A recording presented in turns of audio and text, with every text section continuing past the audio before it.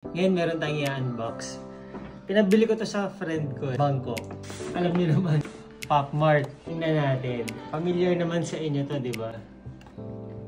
Labubu. Meron akong isa dito, binuksan ko na, hindi ako nakatiis. Sabi nila, version 1 daw to eh. Amoy Thailand. Binuksan ko na siya, 6 yung laman niya.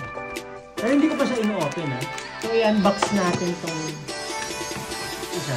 So unbox natin, 6 yung laman niya. So huhulaan ko kung sino yung makukuha ko. Ito yung original color or feeling ko siya yung original, si Sophie, yung parang color brown. Buksan na natin, huwag na natin patagalin. Labubu! Kabahan ako. Sana mukha ako si Sophie. 6 pieces. The Monsters. Ganda ng box. Sayang eh. Sisirain ba to?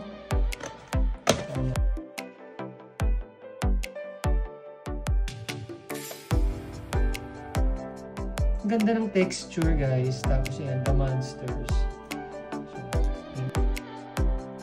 Quality talaga, iba, pati yung feather niya. Reminder lang guys, dapat pala ang Labubu Monster is 9 yung ngipin.